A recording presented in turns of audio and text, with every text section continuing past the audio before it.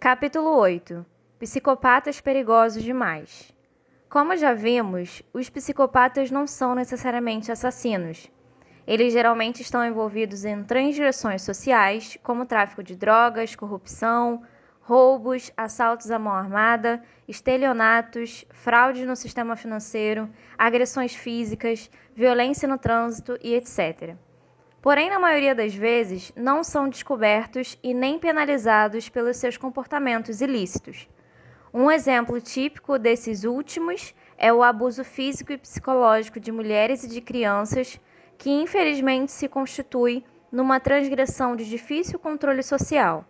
Se existe uma personalidade criminosa, esta se realiza por completo no psicopata. Ninguém está tão habilitado a desobedecer às leis, enganar ou ser violento como ele. É importante ter em mente que todos os psicopatas são perigosos, uma vez que eles apresentam graus diversos de insensibilidade e desprezo pela vida humana.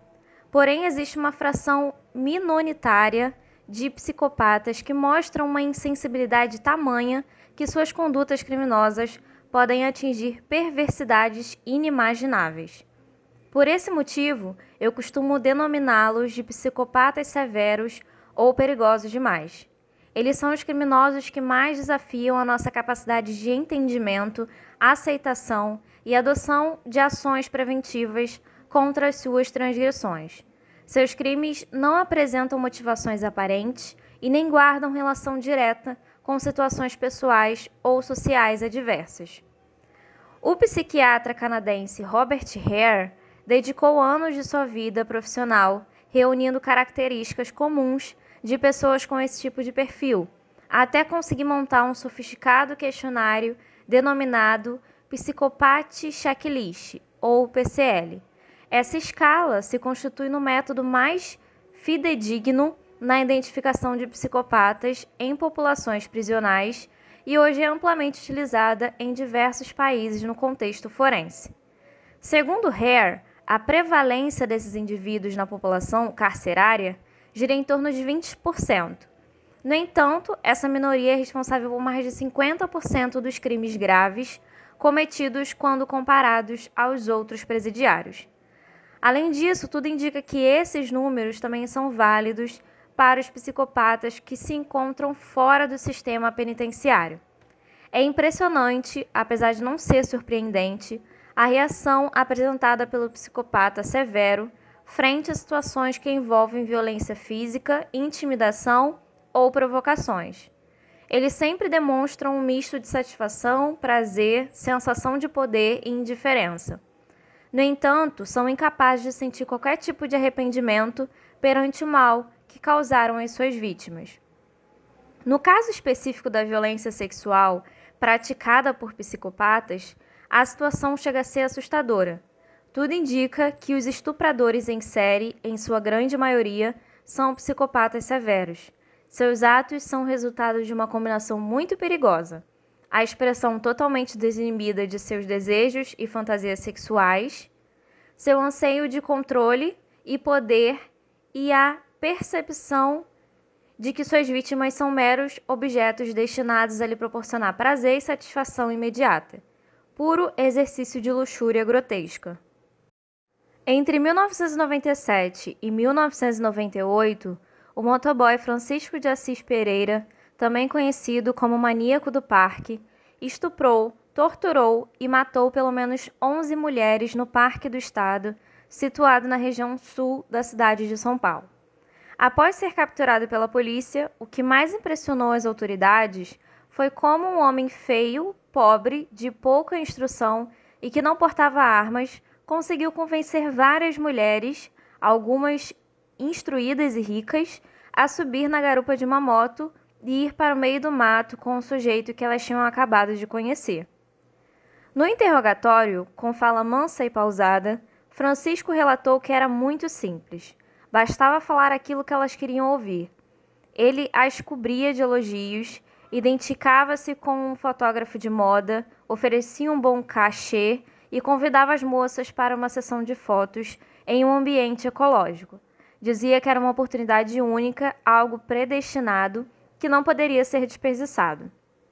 Com igual tranquilidade, o réu confesso também narrou como matou suas vítimas, com o cadarço dos sapatos ou com uma cordinha que às vezes levava na pochete. Eu dava meu jeito, completou. Nos vários depoimentos, frases do tipo matei, fui eu, sou ruim, gente, ordinário, ou não venha comigo, não aceite meu convite, se você vier vai se dar mal, fizeram com que o país mergulhasse na mente de um assassino brutal. Em 2002, o serial killer foi condenado a mais de 260 anos de reclusão. No entanto, como reza a lenda, ele cumprirá no máximo 30 anos. Atualmente, Francisco está no Presídio de Segurança Máxima de Itaí, na região de Avaré, interior de São Paulo. Francisco, que já foi professor de patinação, tinha tudo para passar despercebido. Era afável e simpático, adorado pelas crianças e fazia o estilo boa praça ou gente fina. Disfarce puro. Ali se escondia um matador cruel e irrefreável.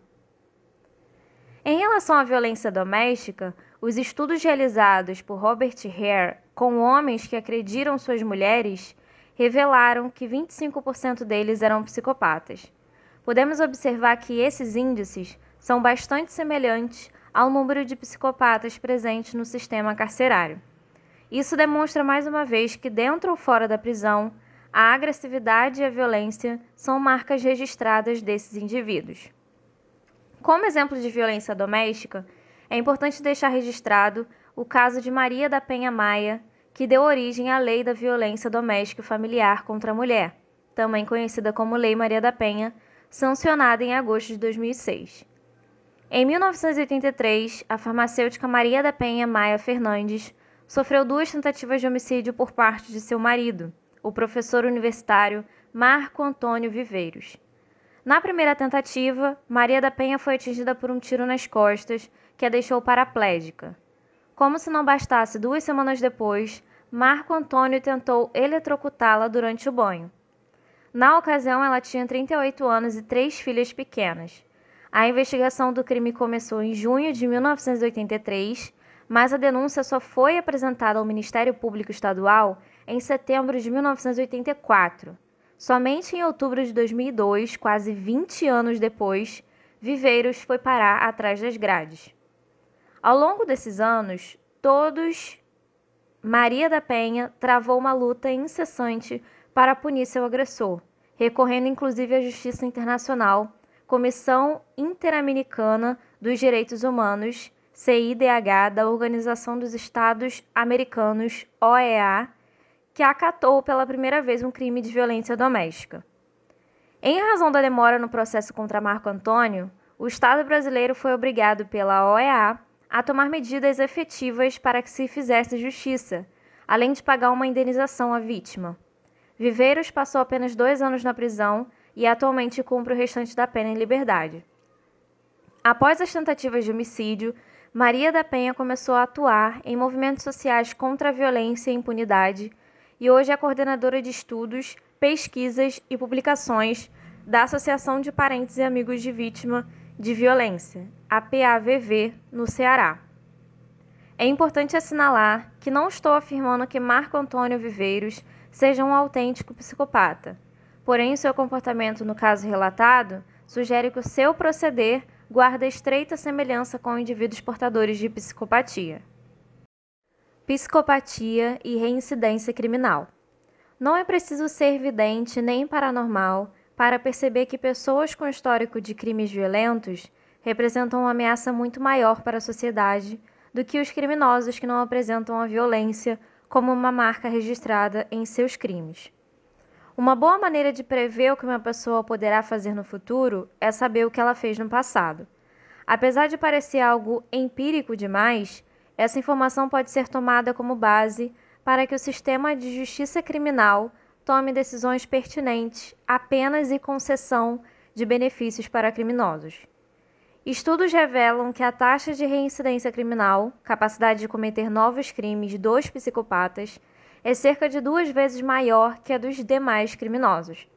E quando se trata de crimes associados à violência, a reincidência cresce para 3 vezes mais.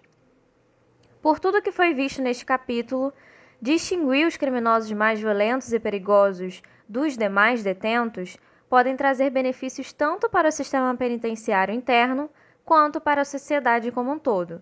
Não podemos esquecer que os psicopatas são manipuladores inatos e que, em função disso, costumam utilizar os outros presidiários para a obtenção de vantagens pessoais. Muitas vezes, assistindo aos noticiários da TV, pude observar como as rebeliões nos presídios têm a orquestração dos psicopatas. Eles fazem com que alguns prisioneiros se tornem reféns indefesos no processo de negociação com as autoridades. No sistema carcerário brasileiro, não existe um procedimento de diagnóstico para a psicopatia quando há solicitação de benefícios, redução de penas ou para julgar se o preso está apto a cumprir sua pena em um regime semiaberto. Se tais procedimentos fossem utilizados dentro dos presídios brasileiros, certamente os psicopatas ficariam presos por muito mais tempo e as taxas de reincidência de crimes violentos diminuiriam significativamente.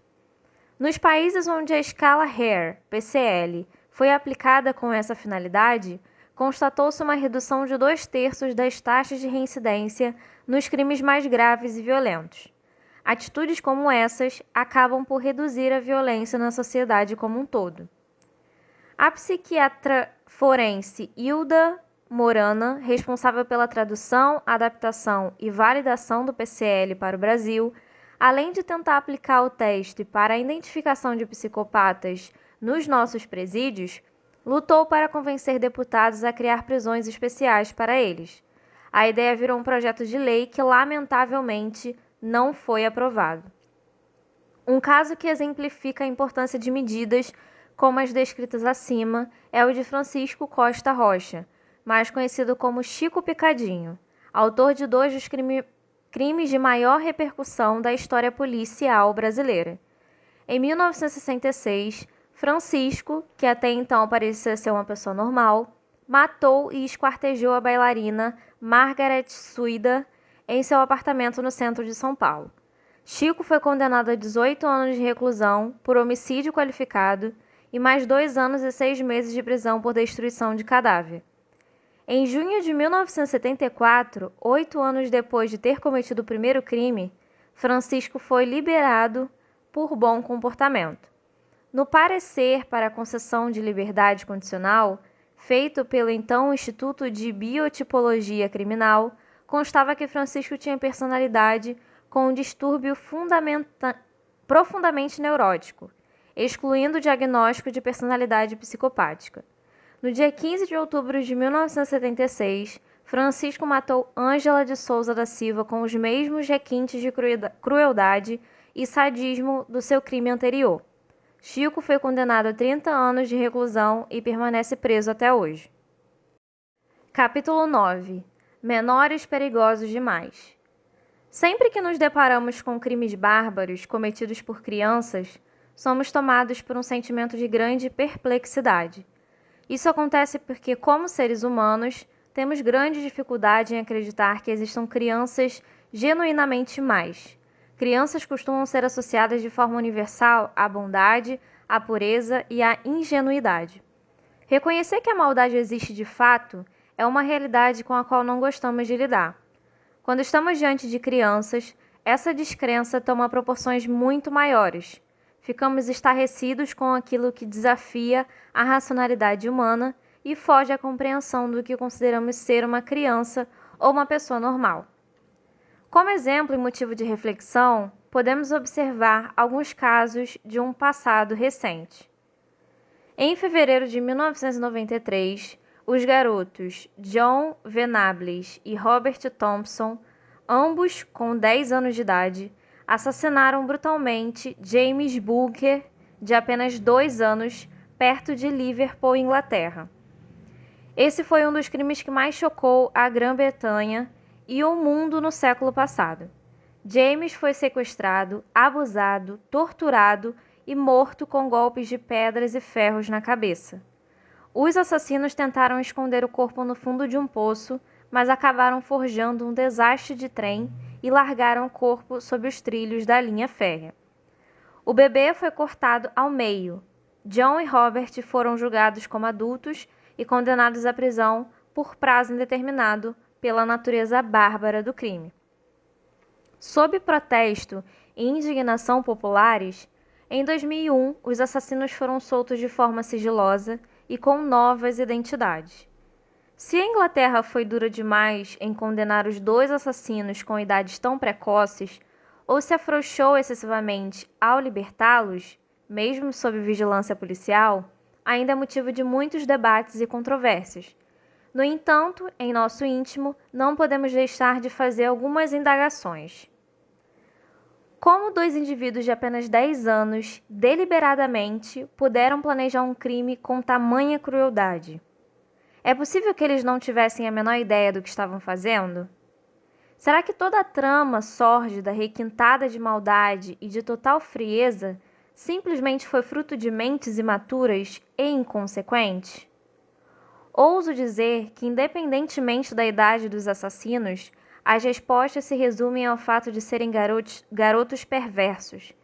Vem à tona novamente a velha história do sapo e do escorpião. É a natureza. Nos Estados Unidos, volta e meia a população se defronta com casos que envolvem crianças que matam de forma impiedosa. Em 1998, um pesadelo se abateu sobre Jonesboro, uma pequena cidade do Arkansas. Mitchell Johnson, de 13 anos, e Andrew Golden, de apenas 11, foram responsáveis por um tiroteio em sua escola que matou 5 e feriu gravemente 11 pessoas. Eles chegaram camuflados, fortemente armados, e fizeram soar o alarme de incêndio para obrigar estudantes e professores a saírem do edifício. Esconderam-se no bosque em frente e dispararam indiscriminadamente 27 tiros com as armas que tinham roubado da casa do avô de Golden. Além da frieza explícita, Johnson e Golden premeditaram o massacre. O Brasil, infelizmente, também faz parte desse cruel panorama. É estarrecedor observar que crianças que deveriam estar brincando ou folheando livros nas escolas trafiquem drogas, empunhem armas e apertem gatilhos sem qualquer vestígio de piedade. Lógico que não podemos negar que muitas delas são influenciadas pelo meio social ao redor. No entanto, outras crianças possuem uma inclinação voraz e inata ao crime. Assim como adultos psicopatas, crianças com essa natureza são desprovidas de sentimento de culpa ou remorso, características que, inerentes às pessoas de bem, são mais em suas essências. Idade penal e idade biológica. Em fevereiro de 2007, um crime monstruoso chocou todo o país. O menino João Hélio Fernandes, de apenas 6 anos, foi arrastado até a morte por mais de 7 quilômetros pelas ruas da zona norte do Rio de Janeiro. O crime ocorreu depois que o carro em que João se encontrava foi assaltado. A mãe e a irmã mais velha de João conseguiram escapar, mas o garoto ficou preso ao cinto de segurança, enquanto os criminosos arrancavam com o carro em alta velocidade. Os bandidos ignoraram todos os apelos feitos por pedestres e motoristas que berravam indicando que havia uma criança presa do lado de fora do carro. Segundo uma testemunha, eles andavam em zigue-zague com o veículo, tentando se livrar do menino. Após a prisão dos 5 envolvidos, constatou-se que um deles era menor, 16 anos. Esse crime provocou consternação, revolta e mobilizou toda a sociedade pela sua brutalidade. O Brasil, enfurecido, protestou contra a violência e o descaso das autoridades. Em ocasiões como essas, o clamor social acaba demandando atitudes por parte dos nossos legisladores, com o intuito claro de dar uma satisfação imediata à sociedade. Não é de hoje que vários projetos são apresentados com o objetivo de mudar as leis que cuidam de menores infratores, mas que ao final caem no esquecimento. Em resposta a essa comoção, aquilo que estava guardado na gaveta pulou para a ordem do dia. Entre essas medidas podemos destacar as seguintes. 1. Proposta de Emenda Constitucional 171/1993, de autoria de Benedito Domingues, que visa a redução da maioridade penal de 18 para 16 anos. Essa proposta está pronta para a pauta de votação. 2. Projeto de Lei número 2847/00, do deputado Darcísio Peron Di, que altera o Estatuto da Criança e do Adolescente. Seu objetivo é aumentar o tempo máximo de internação de adolescentes que entram em conflito com a lei penal. O prazo, que atualmente é de 3 anos, passaria para 8 anos quando se tratasse dos seguintes crimes: tráfico de drogas e quando houver grave ameaça ou violência à pessoa, homicídios e crimes hediondos como sequestro, latrocínio e estupro. O projeto, que já foi aprovado pela Comissão de Segurança Pública da Câmara dos Deputados, ainda está em tramitação e divide opiniões. Seu relator foi o deputado Carlos Sampaio. 3. Projeto de lei do Executivo que visa reformular a aplicação de medidas socioeducativas. A principal mudança é a possibilidade de se estabelecer medidas legais específicas para cada menor. Seja qual for o ângulo que utilizamos para avaliar e discutir o estabelecimento da idade penal em nossa sociedade, sempre nos deparamos com conflitos ideológicos, legais ou mesmo científicos, que na maioria das vezes emperram a tomada de decisões que poderiam beneficiar toda a sociedade. De fato, o assunto é de extrema complexidade e essas discussões vêm de muito tempo. Apesar de todo o desenvolvimento racional dos seres humanos, existe até hoje uma grande dificuldade em se estabelecer o momento exato a partir do qual o indivíduo pode ser considerado responsável por suas ações, e a partir daí ser legalmente responsabilizado pelo que faz ou deixa de fazer. O desafio para se fixar uma idade mínima para a imputação penal é tão complexo que em todos os países do mundo é motivo de muita polêmica e acalorosas discussões. Para que tenhamos uma ideia da dimensão do problema, podemos observar as diversas idades mínimas para a responsabilidade criminal em diferentes países. Austrália e Suíça, 7 anos, Equador, 12 anos, Dinamarca, Finlândia e Noruega, 15 anos, Argentina, Chile e Cuba, 16 anos, Polônia, 17 anos, Colômbia, Luxemburgo e Brasil, 18 anos, EUA, em alguns estados a partir dos 6 anos de idade, cabe ao juiz decidir se o jovem infrator deverá ser julgado como adulto ou não. Inglaterra, desde 1967, não tem idade mínima pré-estabelecida. Uma criança de 10 anos ou menos pode ser julgada como adulto, dependendo da gravidade do crime e de acordo com os costumes do próprio país. A própria ONU, Organização das Nações Unidas, através de seu órgão destinado à infância e à adolescência, a UNICEF, recomenda em seu manual que a maioridade penal se inicie entre 7 e 18 anos. Convenhamos que uma margem de 11 anos entre a menor e a maior idade penal demonstra de forma clara toda a incerteza ao redor do tema. Não podemos esquecer que a necessidade de adotarmos uma idade penal mínima tem como base a ideia universalmente aceita de que crianças não possuem discernimento sobre o certo e o errado. Além do mais, elas ainda não desenvolveram controle adequado sobre seus impulsos. Dessa forma, crianças não podem ser culpabilizadas por suas atitudes ilícitas. Por outro lado, existe também unanimidade em responsabilizar adultos sadios por seus crimes. O dilema surge exatamente no meio do caminho, entre a criança sem discernimento e o adulto responsável, a adolescência. O porquê da dificuldade em se estabelecer a tal idade penal mínima me parece clara. A transição da criança inconsequente, sem discernimento, e o adulto responsável, ciente de seus atos, é um processo contínuo que faz parte do desenvolvimento psíquico. Assim, é impossível se estabelecer uma idade padronizada para todos, uma vez que as pessoas amadurecem e se desenvolvem de forma e tempos distintos. O Brasil, como outras inúmeras nações, adota os 18 anos como maioridade penal. Ou seja, idade em que, diante da lei, um jovem passa a responder inteiramente por seus atos, como um cidadão adulto. Entre 12 e 17 anos, o jovem infrator não poderá ser encaminhado a um sistema penitenciário comum, mas sim deverá receber tratamento diferenciado daquele do adulto. As penalidades a eles imputadas são chamadas de medidas socioeducativas. Já as crianças até 12 anos são inimputáveis, ou seja, não podem ser julgadas ou punidas pelo Estado. A maioridade penal hoje estabelecida se deve ao fato de que alguns pesquisadores e muitos legistas abraçam a tese de que durante a adolescência o cérebro está sujeito a intensas transformações biofísicas.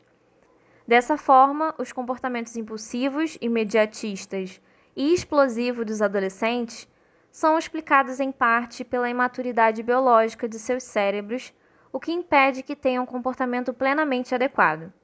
Embasada nesse pressuposto, a própria psiquiatria ainda hoje não pode firmar o diagnóstico de psicopatia antes dos 18 anos de idade. Por outro lado, pesquisadores que estudam especificamente personalidades infanto-juvenis postulam que algumas pessoas demonstram de maneira indubitável possuírem uma estrutura de personalidade problemática ainda precocemente. Hoje em dia, um jovem, criança ou adolescente que apresenta características como insensibilidade, mentiras recorrentes, transgressões às regras sociais, agressões, crueldade, etc., recebe o diagnóstico de transtorno da conduta 1, antes conhecido como delinquência. Por ser um transtorno infinitamente mais grave do que meras rebeldias ou traquinagens juvenis, e que na sua forma mais severa se assemelhem muito às características psicopáticas, vários estudiosos defendem a possibilidade de se estabelecer o diagnóstico de psicopatia antes mesmo dos 18 anos. Corroborando tal hipótese, cientistas de diversos países, a Inglaterra, Canadá, Austrália, etc., vêm testando uma versão adaptada do PCLR, Checklist de Psicopatia para Jovens. A aplicação do checklist em crianças e adolescentes com comportamentos frios e transgressores revelou que eles apresentam critérios de psicopatia semelhantes aos dos adultos, inclusive com os mesmos riscos elevados de reincidência criminal. De acordo com esse ponto de vista, podemos afirmar que alguns indivíduos menores de 18 anos, independentemente da maturidade biológica de seus cérebros, já possuem uma personalidade disfuncional. O comportamento e o temperamento desses jovens funcionam como os de pessoas plenamente desenvolvidas, que sabem perfeitamente distinguir o certo do errado e que compreendem o caráter ilícito dos seus atos. Dessa forma, já deveriam ser responsabilizados e penalizados pelos seus comportamentos transgressores com o mesmo rigor das leis aplicadas aos adultos. Sem incorrer em qualquer erro, podemos afirmar que esses jovens, crianças ou adolescentes, são os responsáveis por grande parte dos crimes brutais que despertam nossos sentimentos de perplexidade e de repulsa frente às suas ações.